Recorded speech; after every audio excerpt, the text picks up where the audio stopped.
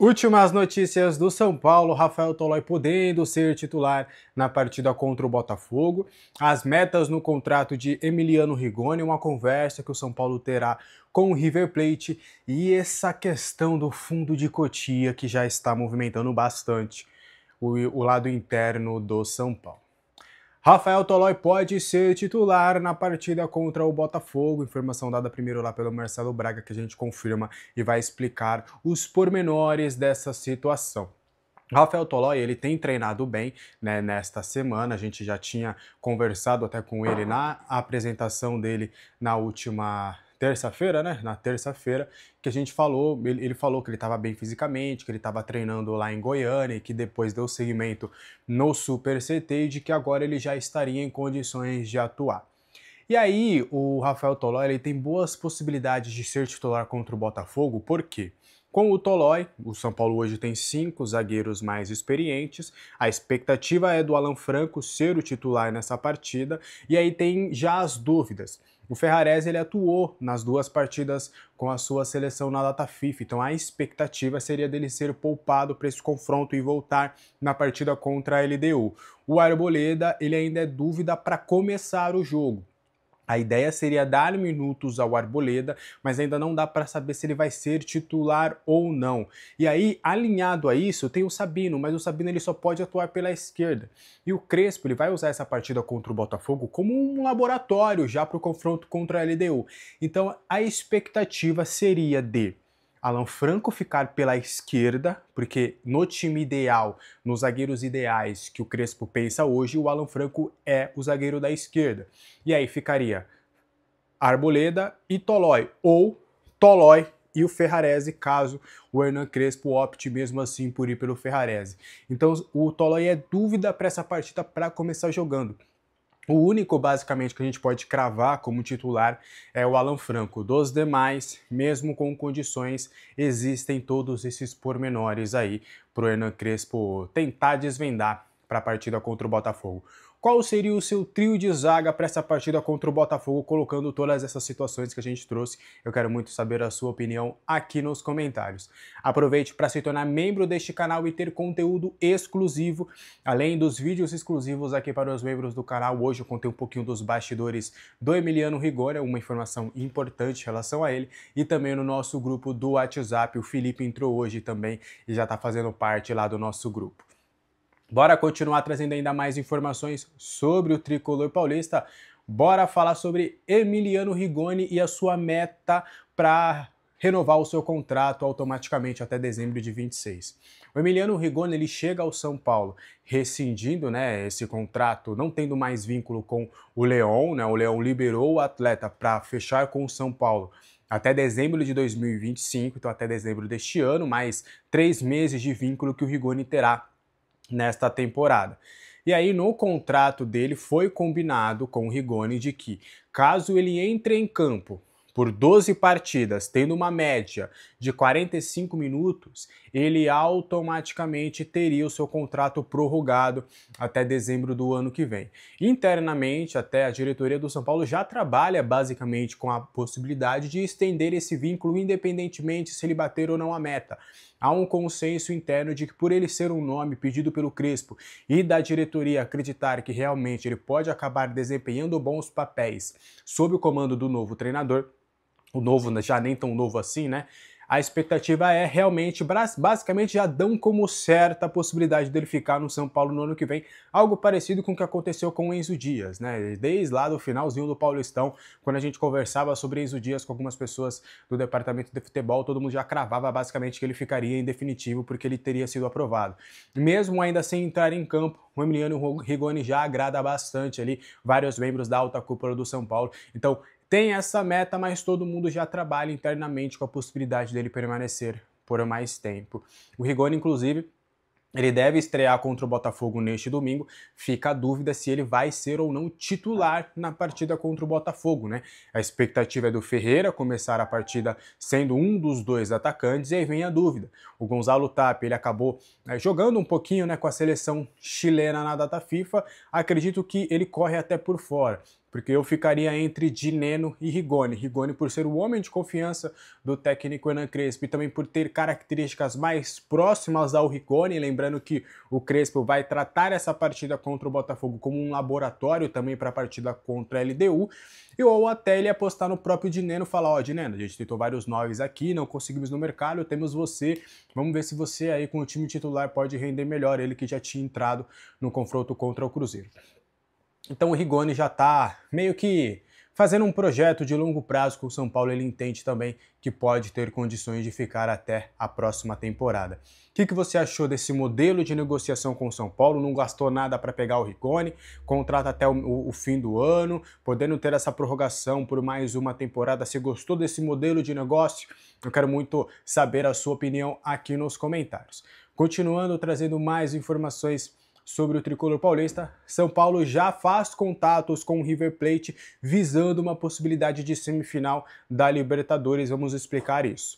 É óbvio que internamente o São Paulo vai falar e fala de uma maneira correta que o time precisa ainda passar para das quartas de finais da Libertadores da América, que não dá para pensar em semifinal. Tudo isso ninguém tá com o clima de que já ganhou, muito pelo contrário.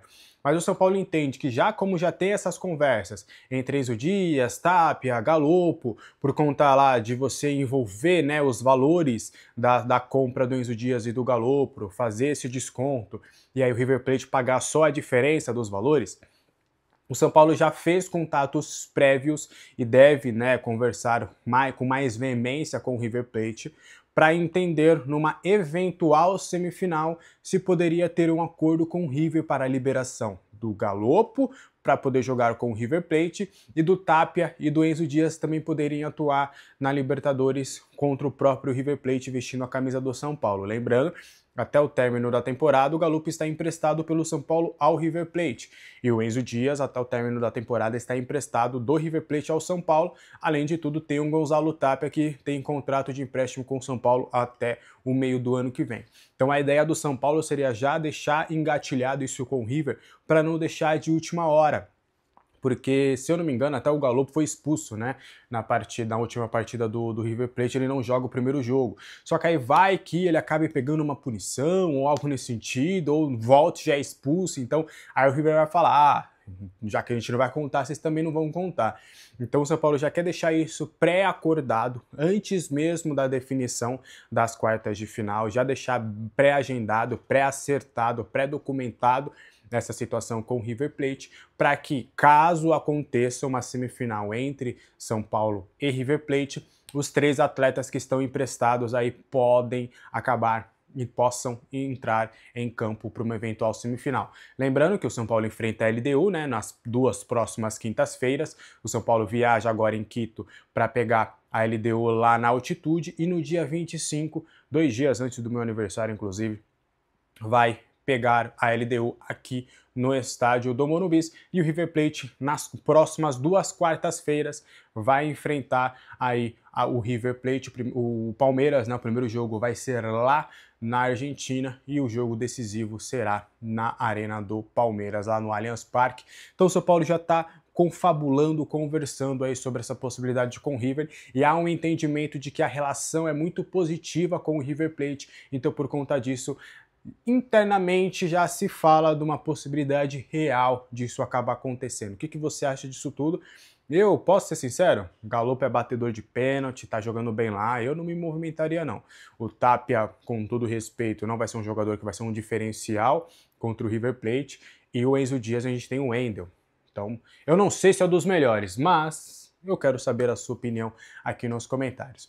Aproveitando, quero comida saudável, com qualidade, afetiva e preço justo, Mandaká, a parceira aqui do nosso canal. Aqui embaixo na descrição tem o link para você olhar o cardápio da Mandaká. Com menos de R$20 você sai com qualquer produto lá da Mandaká. Marmitas, sucos, doces, tortas, mini pizzas. Por exemplo, esse final de semana eu ia falar, vamos fazer aqui, né, uma noite da pizza, ela gosta de um vinho, eu sou zero álcool, né? De vez em quando eu acompanho ela no vinho. Eu sou zero álcool, mas a gente vai pegar um vinhozinho, vai pegar uma pizza, vai pegar uma mini torta de chocolate belga 70% para ser a sobremesa. Então a gente vai fazer aqui bonitinho, um sabadão, tal, bonitão. E você pode fazer a mesma coisa aí com o seu parceiro, com a sua parceira, entendeu? Comer com qualidade, sem louça suja, aceita VA, VR, vocês vão gostar bastante. E se você pedir no mesmo dia, chega no mesmo dia para você, no dias úteis, né? De segunda a sexta, você fez o pedido, vai chegar no mesmo dia para você.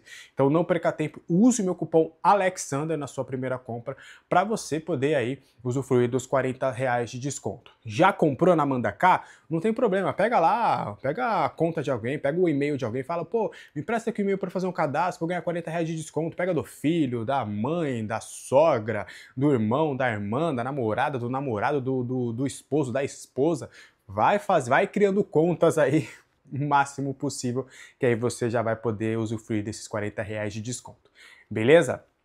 Bora fechar o vídeo de hoje? Antes, 6h30 estarei ao vivo na live dos Três Zagueiros na Sexta Tricolor pra gente falar bastante dessa semana do São Paulo, tá bom? Júlio Casares já se movimenta nos bastidores ali para tentar convencer o Conselho Deliberativo, as pessoas, os membros do Conselho Deliberativo, de que de fato o fundo de Cotia é uma boa para o São Paulo e está tentando fazer com que as pessoas entendam o porquê esse projeto é positivo para o São Paulo. Ele fez algumas reuniões já com alguns membros do conselho, porque muitos deles, até da própria situação, não entendem hoje como algo positivo, né? E tudo que eles souberam foi basicamente furos de nós jornalistas. Então eles ficaram muito por fora de tudo, dos pormenores dessa questão de Cotia. Então, antes mesmo da decisão da votação, o Júlio Casares já tem convidado alguns conselheiros, tem entrado em contato com eles para apresentar detalhes, conversar, explicar os pormenores, explicar algumas situações. Ele está tentando deixar claro para esses conselheiros como é que vai funcionar toda essa questão do fundo de Cotia, que na visão dele, ele que foi o grande idealista, né, dessa ideia, de ele mostrar a versão dele, mostrar o porquê ele acha isso tudo positivo, e aí por conta disso ele já tem conversado ali com várias pessoas para fazer até meio que uma pré-campanha eleitoral, né, antes ali da votação. Ele já está tentando de fato fazer com que todos entendam ser muito positivo essa situação do fundo de Cotia.